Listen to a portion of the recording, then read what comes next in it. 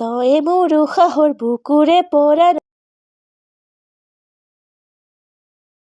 গাজৰ দিছিলোঁ, এয়া ধুনীয়া ধুনীয়া হ'ল। গাজৰখিনি গোটেই কাটি হেৰি কৰি পেলালে, আগকেইটা কাটি কাটি খৰা কৰি পেলালে। গাজৰবোৰ ডাঙৰ নহ'ল, বৰ এটা ডাঙৰ নহ'ল, গাজৰবোৰ সৰু সৰু হৈ থাকিলে। গাজৰ এসাঁজ উঠাই দি লৈছোঁ। এইকেইটা পালেং দুডালমান, খুতুৰা দাইলত দিম এতিয়া। চব্জি নোহোৱা হ'ল আৰু এইকেইটা গাজৰ চালাড বনাম। 3, 4, 5, 6, 7, 8, 9, 10, 11, 12, 13টা ঘালিব লগা হ'ল আৰু নুঘালোঁ আৰু।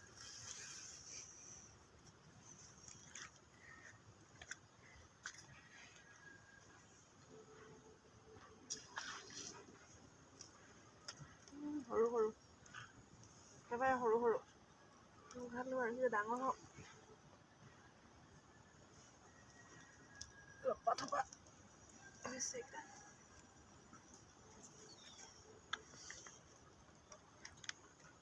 গুড মৰ্ণিং বন্ধু বান্ধৱীসকল, বাৰীলৈ সোমালোঁ।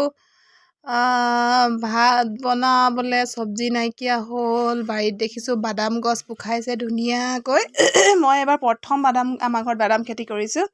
এনেই আৰু দুজোপামান, আগতে কৰা নাই। মই বাদামৰ গছ দেখাই নাছিলোঁ। এইয়া বাদামৰ গছ দেখিছেনে আপোনালোকে? বৰ ধুনীয়াকৈ, এই লাজুকী লতাৰ নিচিনাই দেই, কিন্তু নহয় লাজুকী লতাৰ নিচিনা দেখিবলৈ, কিন্তু তেনেই লাজুকী লতাৰ নিচিনাই। ইয়াৰ ৰচুন গোটৰ পৰা দিছিলে। এই জিলিমেলি ৰচুনৰ লগতে পৰিলে, কেনেকৈ জানো ওলালে জানো। বৰ ধুনীয়াকৈ ডাঙৰ হৈছে জিলিমেলিজোপা। দাইলখিনি ইমান দিনেই হ'ল, দেখিছেনে? দাইলৰ ফুল ফুলিছে এতিয়া। এইবিলাক দাইলৰ ফুল ফুলিছে, দেখিছেনে? দাইলৰ ফুলবিলাক বৰ ধুনীয়াকৈ ফুলিছে। দাইল লাগিব আৰু এতিয়া। আজি কলডিল এটা দেখিছোঁ দেই, মাংস লগত খাব লাগিব।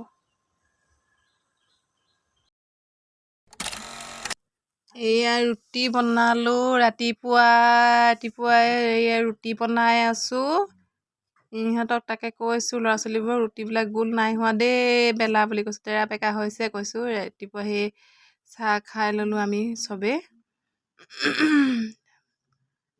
ইহঁতে বোলে ৰসগোল্লা ৰসৰ লগত ডুবাই খালে ভাল লাগে বোলে। ৰসগোল্লা ৰসখিনি ডুবাই খাই চাইছোঁ। আপোনালোকে খাই চাবচোন। এই মাংস আনিছিলোঁ, সেই ৰুটি। এই তোক চাবলে ঢপলিয়াই বিহুলে আহিলোঁ।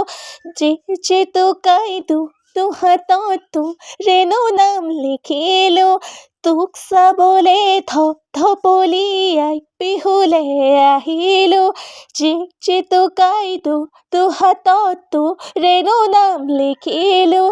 তয়ে মোৰ উশাহৰ বুকুৰে পৰাণৰ জান ঐ জান।